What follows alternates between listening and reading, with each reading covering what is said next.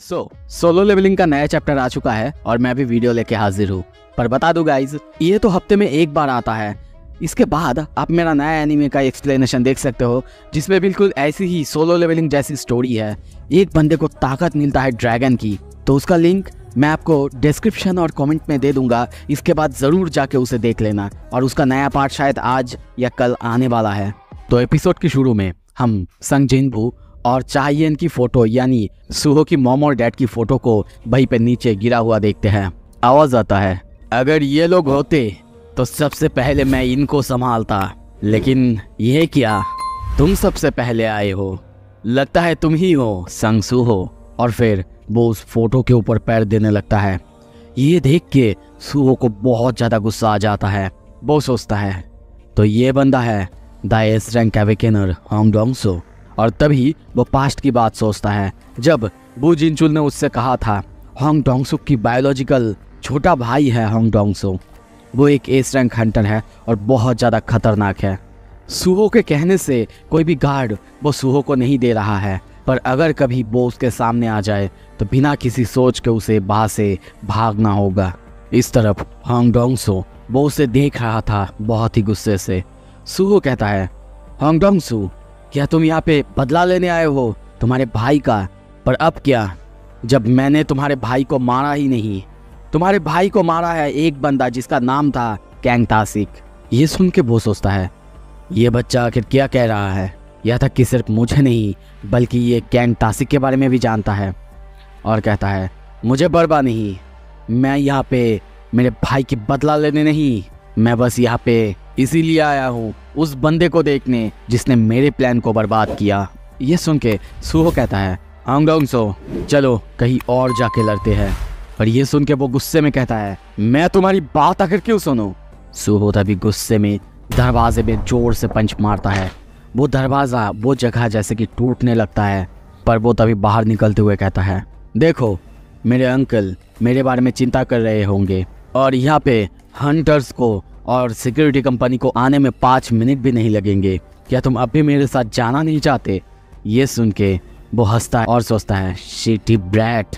और तभी हमें किसी और जगह में कोई पुराने से खंडर सा फैक्ट्री के अंदर दिखाया जाता है। संग सुहो और होंग डोंग-सो दोनों आमने सामने। यहाँ पे होंग डोंग-सो कहता है, ऐसा लगता है तुम मुझे देख के डर नहीं रही हो। लगता है तुम्हारे रीअवेकनिंग ने तुम्हारे अंदर बहुत ज्यादा कॉन्फिडेंस भर दिया है। क्या सच में तुम कोई एस रैंक बन चुके हो या फिर कुछ और? सुहो कहता है, मुझे नहीं पता, मैंने अभी रीअसेस नहीं कर पाया है। पर मैं तुमसे एक चीज पूछना चाहता हूँ, तुमने स्टार फ्रेगमेंट को कैसे ऑब्टेन किया? वो कहता है, क्या तुम्हें वो चाहिए? पर मैं ये तुम्हें क्यों बताऊं? तुम्हें पता है सिर्फ कमजोर लोग ही उसे लेते हैं, उसे कंज्यूम करते हैं। वो अब फाइट के लिए तैयार हो रहा है।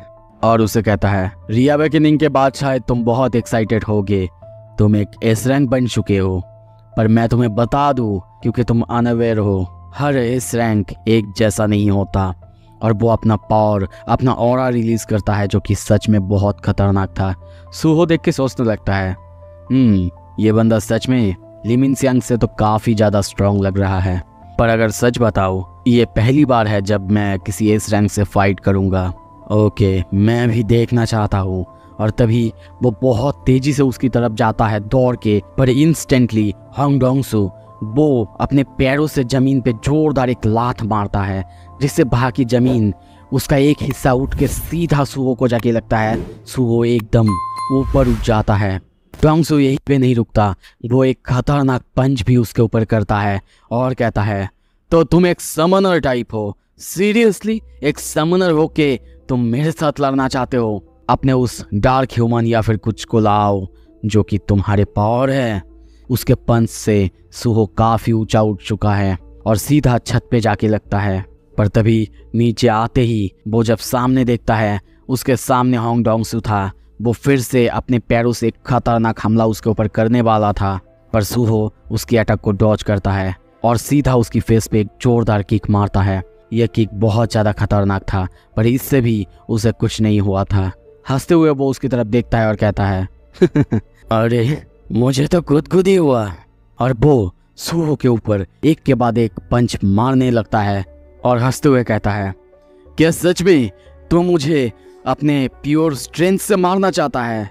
अगर तूने अपनी पूरी ताकत भी लगा दी तो भी तेरे लिए इम्पॉसिबल होगा मुझे मारना।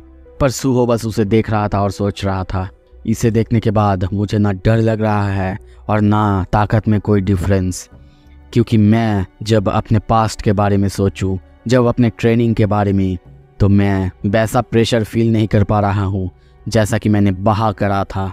उसका ध्यान नहीं है।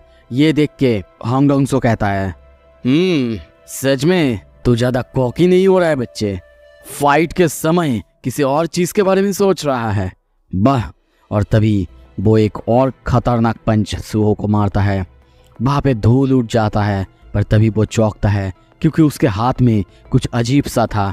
हम ब्लैक शैडो स्वॉर्ड या फिर स्पाइक को देखते हैं। वो कहता है, ये बास्टर्ड, तूने कब इस हथियार को निकाला? दूसरी तरफ हम सूहो को देखते हैं। बेरू बाहर आ चुका है। कहता है, आप ठीक है ना यंग मोनक? वो कहता है, लगता है मेरे कोई एबिलिटीज़ के बिना यहाँ पे ऐसे जीतना नामुमकिन है। अगर मैं सच कहूँ तो मैं अपने पॉइंट्स को सेव करना चाहता था और बाद में अपनी ताकत में लगाना चाहता था, पर अब मेरे पास कोई रास्ता नहीं, तो मुझे उन सब को कहीं और यूज़ करना ही होगा। तो चलो अब सीरियस होकर लड़ते हैं। और तभी उसी धूल में हम उसके रूप को बदलते हुए देखते हैं, उसके ऊपर शैडोज़ को आते हुए देखते हैं।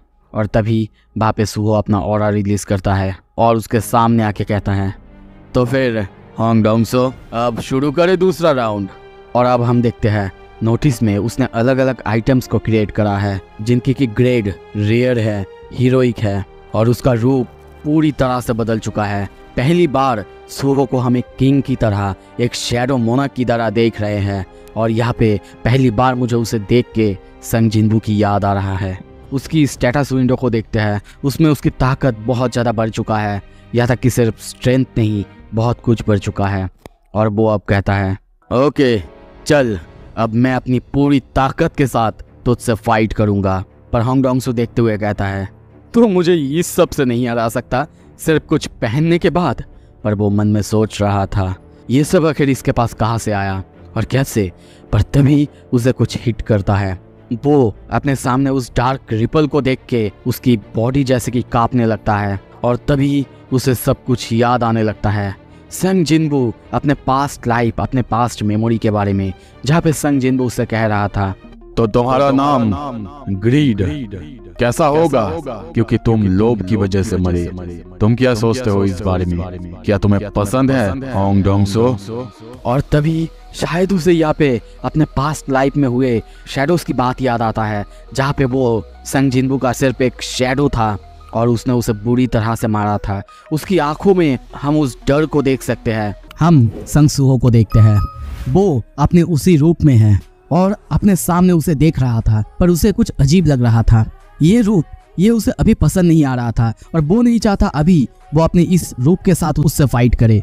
पर दूसरी तरफ जब वो सामने देखता है, यहाँ पे होंग डोंगसो की हालत बहुत ज्यादा खराब था। उसके दिमाग में सब कुछ घूम रहा था और धीरे धीरे उसे संग जिनबू की बात और सब कुछ याद आ रहा था। वो अपने सामने जैसे कि सूहो को नहीं, जिनबू को देख रहा था और धीरे धीरे संग जिनबू से उसकी पिटाई, सब कुछ उसे याद आ जाता है। वो सोचता है, ये मैं क्या कर रहा हूँ? क्या मैं हेलुसिनेट कर रहा हूँ या फिर कुछ और? ये क्या, जब मैंने अपने सामने उसके बॉडी के ऊपर उस ब्लैक हेज या फिर आर्मर को देखा, उसके बाद से जैसे कि मेरे अंदर किसी के मेमोरीज आ गई है। नहीं नहीं, ये किसी और की नहीं, बल्कि ये मेमोरीज मेरे खुद के हैं। वो आंखें मैं जो कभी नहीं भूल सकता। मैं उसे जानता हूँ, उन आंखों को जानता हूँ। मैं कैसे भूल सकता हूँ? संग जिनबू, उसे हम बहुत गुस्से में देखते हैं। इस तरफ सूहो सोच रहा था, अरे ये मेरे पापा को कैसे जानता है? तभी बेरू बाहर निकलता है, कहता है, अरे ग्रीड, लगता है इसे सब कुछ याद आ गया है। सूहो कहता है, ग्रीड क्या मतलब है तुम्हारा? बेरू उसे सब कुछ बता देता है। होंग डोंगसो जो कि पिछले लाइफ में या फिर बोलूं पिछले दुनिया में संग जिनबू के खिलाफ था, दुश्मन था, पर उसे मारने के बाद संग जिनबू ने उसे अपने शैडो सोल्जर बना लिया था और उसका नाम था ग्रेड। लगता है कि उसे सब कुछ याद आ रहा है, पर सूहो को यहाँ पे अजीब लगता है, बिना शैडो की इसके उसे कैसे याद आ सकता है। और अब बेरू कहता है, हाँ बिल्कुल, जैसे कि वो जिंजुल को आया था। लगता है किसी किसी को बिना शैडो किस के भी ऐसे ही याद आ सकता है। हो सकता है ऐसा कुछ पॉसिबल हो। पर इस तरफ होंग डोंगसो को देखते हैं, वो गुस्से में कहने लगता है, संग जिनबू, संग सूहो। और वो सोचने लगता है उस फोटो को जिसको उसने तोड़ दिया था, उसमें उन दोनों का यानी संग जिनबू और चायेन का बेटा था, वही था संग सूहो। पर उसे ये समझ नहीं आ रहा है क्यों इस दुनिया में संग जिनबू हंटर का काम नहीं कर रहा है। क्या किसी तरीके से या फिर किसी कारण की वजह से वो इस दुनिया में रहने के लिए या फिर काम करने के लिए अनअवेलेबल है। और ये दिमाग में आते ही वो इंस्टेंट जंप करता है और सीधा सूहो के ऊपर हमला करता है और सोचता है, द डार्क ह्यूमन, उसने शायद मेरे ऊपर कोई नेक्रोमेंसर स्किल का यूज किया था। पर मेरे सामने ये बच्चा, अगर इसके पास वो ताकत भी होगा फिर भी ये अभी भी बहुत नया है और ये मेरे लिए एक परफेक्ट अपॉर्चुनिटी है। मुझे अभी भी याद है मैं संग जिनबू का स्लेव था, बस एक स्लेव जिसे कि फोर्स करा गया था उसके नीचे रहने के लिए। मैं वैसा होना नहीं चाहता था, वैसा बनना नहीं चाहता था, फिर भी मुझे बनाया गया था उसका एक स्लेव।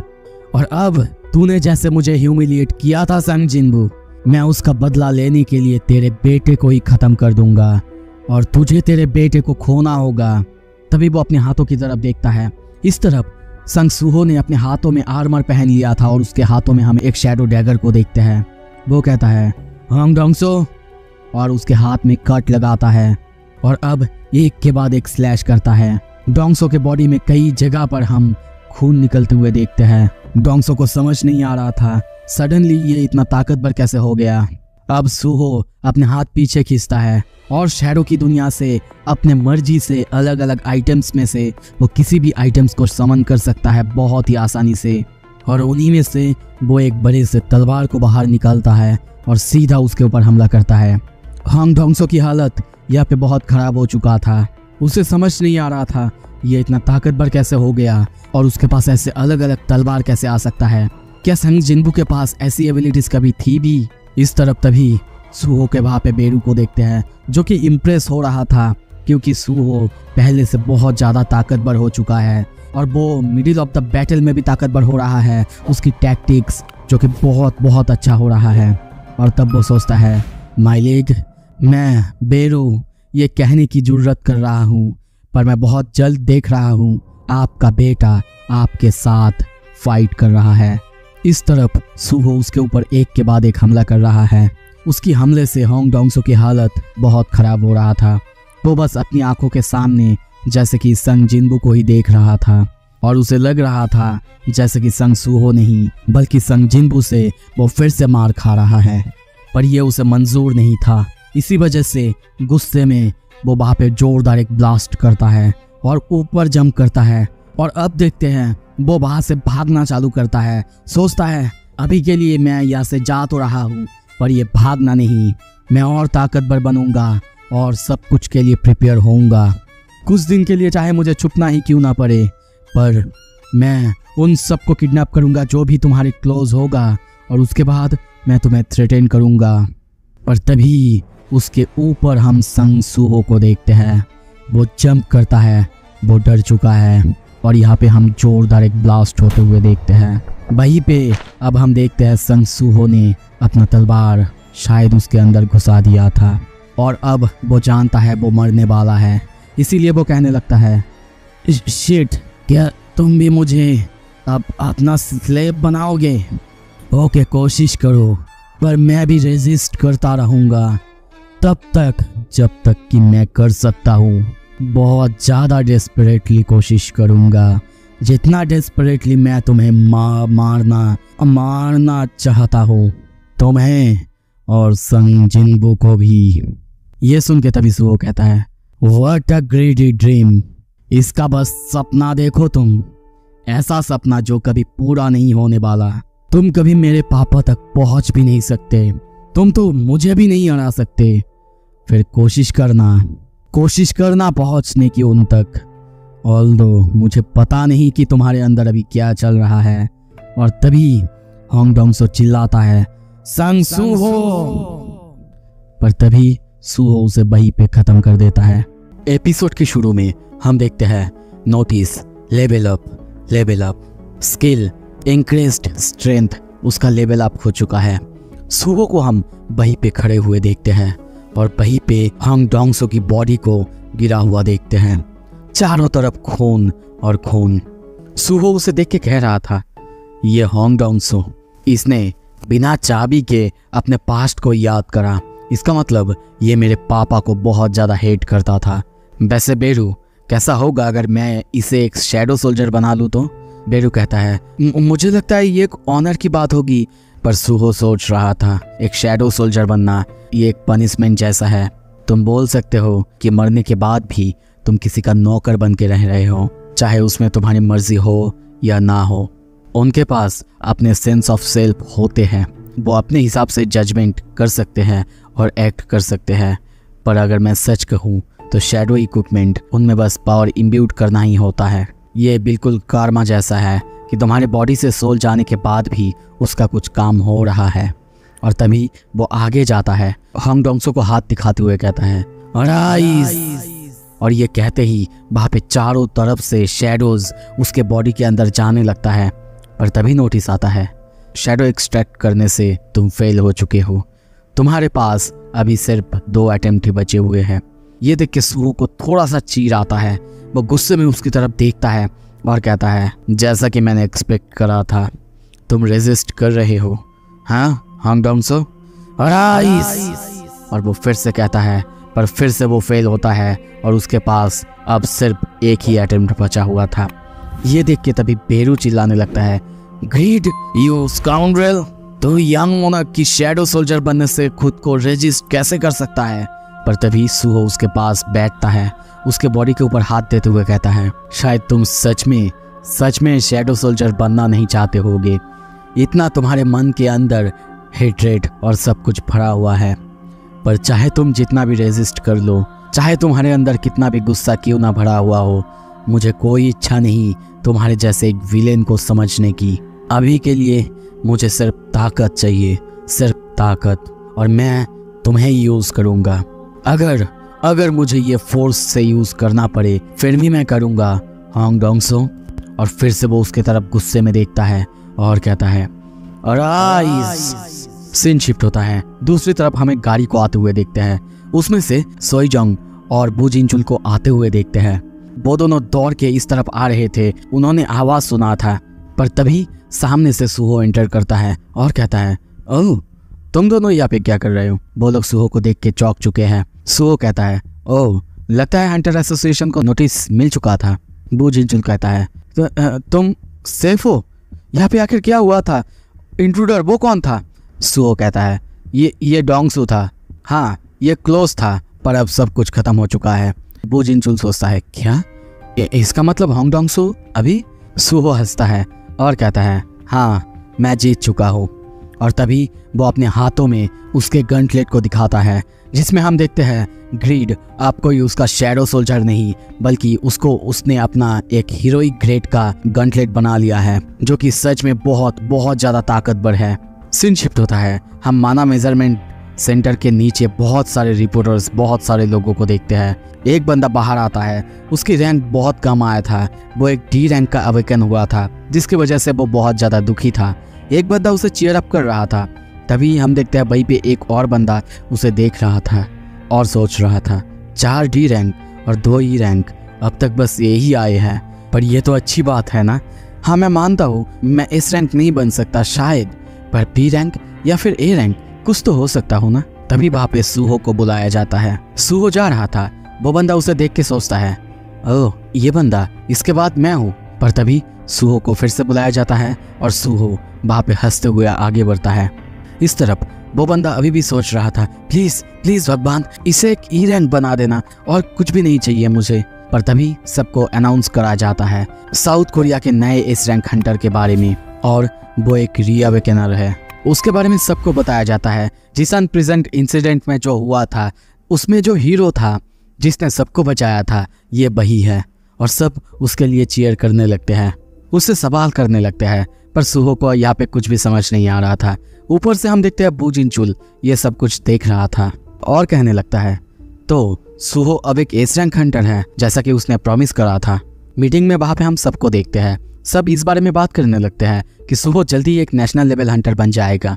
सोईजोंग कहता है अब हमें हमारा नया फाउंडेशन मिल चुका है, अब हमें जल्दी ही नेक्स्ट स्टेप की तरफ बढ़नी चाहिए और एक एक करके हमें धीरे धीरे सारे लोगों को, सारे गिल्ड्स को और सारे हंटर्स को जो कि पूरे दुनिया में है सबको सच बताना होगा। पर मुझे ये विश्वास नहीं हो रहा है, हम सब ये सब कुछ वो हंटर जिसका नाम संग जिनबू है उसके लिए कर रहे हैं, पर पता नहीं इन सब में कितना समय लग सकता है। बिएकियनो कहता है पर इसमें सिर्फ एक प्रॉब्लम है कि सुहो अपना काम तो कर रहा है, पर मुझे नहीं लगता कि एपोस्टाइल ऑफ इतारिम वो बस बैठा रहेगा। और ये सुन के बुजिनचुल कहता है हाँ तुम लोगों ने सही कहा, स्टार पाउडर, स्टार फ्रेगमेंट, हमने हालांकि इन सबको इलीगल डिक्लेयर कर दिया है, फिर भी ये बहुत तेजी से फैल रहे हैं। हमें अब ये भी नहीं पता कि किसने इसे कंज्यूम करा है या फिर कौन दोस्त या फिर कौन दुश्मन है। इसी वजह से हमें अब से लोगों को बहुत ही ध्यान से चुनना होगा, बहुत ही ध्यान से, जिन पर हम सच में विश्वास कर सके, क्योंकि हमारा जो दुश्मन है वो हम जितना सोचते हैं उससे भी कई गुना चालाक है। और वहीं पे तभी हम पाक डुजिन या फिर एपोस्टाइल को देखते हैं जो कि उन्हीं रिपोर्टर्स में से सुहो को देख रहा था, पर तभी वो इंस्टेंटली वहाँ से गायब भी हो जाता है। दूसरी तरफ बहुत दूर एक डेंजन के अंदर हम देखते हैं बहुत सारे एपोस्टाइल के दूत कुछ खतरनाक मानाबिष्ट को मार रहे थे। वहीं पे तभी हम देखते हैं वो आता है और सबको वहीं पे एक साथ गैदर होने के लिए कहता है। उसकी आवाज़ सुनते ही सब कोई उसके सामने आके नोट करते हैं और ये देख के पाक डुजिन सोचता है जब से मैंने ली मिनसियांग को कंट्रोल करा है उसके बाद से सारे ए रैंक हंटर्स को कंट्रोल करना बहुत आसान हो गया है, पर अभी भी ये इन पर इतना स्मूथली काम नहीं करता। अब संग सुहो एस रैंक हंटर बनने के बाद बहुत सारे हंटर्स को अपने साथ रिक्रूट कर रहा है, जैसे कि वो मुझे कोई गेम खेलने के लिए मजबूर कर रहा हो, ऐसा गेम जिसके साइड ज़्यादा अवेकनर्स होंगे वही जीतेगा। अब जब संग सुहो कोरिया के सारे एस रैंक हंटर्स को अपने साथ जोड़ रहा है तो मुझे लगता है मेरे लिए इस तरफ यहाँ पे कोरिया में अब बिलीवर्स को जोड़ना उतना फ़ायदेमंद नहीं होगा। पर पता नहीं अगर मैं डायरेक्टली उसके साथ फाइट करूँगा क्या मैं जीत सकता हूँ। पर अभी जो उसका ग्रोथ रेट चल रहा है वो मेजर करने के लिए बहुत ज़्यादा इम्पॉसिबल है। मैं शायद अपने सारे बिलीवर्स को भी जोड़ दूँ फिर भी मैं जीतूँ ना, पर जब मेरा 4th फ्रेगमेंट चला आएगा उसके बाद मैं आसानी से अपने गोल को जीत सकता हूँ। और अब मैं इस गेम को जीतना चाहता हूँ। The power of 4th fragment वो जल्द ही आने वाला है और अगर जो 5th फ्रेगमेंट आने वाला है उसकी पावर को भी मुझे अपना बनाना है तो मुझे जीतना ही होगा, चाहे मुझे कुछ भी करना पड़े। और वो हंसने लगता है। ये सब सोच ही रहा था तभी पीछे से आवाज़ आता है, ओह हंटर पाक डुजिन। वो बहुत हैरान होता है। पीछे हम एक औरत को देखते हैं। वो कहता है क्या ये सच में तुम हो? मैंने कभी सोचा नहीं था कि मैं इस डेंजन के अंदर तुम्हें देखूंगी। पाक डुजिन बहुत गुस्से में पीछे देखता है। वो हंसते हुए और बहुत ही खुश होकर कहती है थैंक गॉड, मैं डर चुकी थी, मैं अपने पार्टी से सेपरेट हो चुकी हूँ, मैं बहुत ज़्यादा लकी हूँ। पर पाक डुजिन बिना कुछ सुने उसके ऊपर हमला करता है और कहता है रीपर गिल्ड इसे ओन करता है और कोई भी ऐसे ही यहाँ पे नहीं आ सकती, तो बताओ मुझे, बताओ कौन हो तुम। और तभी उसके हथियार को हम उस लेडी के चेहरे से गायब होते हुए देखते हैं। वो कहता है तुम्हारा इंस्टिंक्ट बहुत अच्छा है, पर फिर भी क्या ये ज़्यादा ही मीन नहीं हो गई कि तुम अचानक मेरे ऊपर हमला कर दो ऐसे? क्या तुम ऐसे किसी जगह पे बड़े हुए हो जहाँ पे बेसिक मैनर्स तक नहीं है? और तभी हम उसे बदलते हुए देखते हैं। वो कंटिन्यू करती है और कहती है हंटर पाक डुजिन या फिर मैं बोलूँ एपोस्टाइल ऑफ द इतारिम। ये सुनते ही पाक डुजिन बहुत हैरान हो जाता है, गुस्से में पूछता है मैंने पूछा कौन हो तुम? वो तभी उठता है, उसके चेहरा अभी तक पूरा बना नहीं था। वो कहता है मैं हूँ आरसा। तुम बोल सकते हो मैं इस दुनिया की एक रेसिडेंट हूँ और मैं यहाँ पे तुम्हारे लिए एक बहुत अच्छा प्रपोजल लेके आई हूँ। तो ये लेडी आखिर कौन है और ये ऐसे ही पाक डुजिन के सामने कैसे आ सकती है और ये कितना पावरफुल है? तो हमें एक नया विलेन पाक डुजिन के साथ अब आगे से देखने को मिलेगा।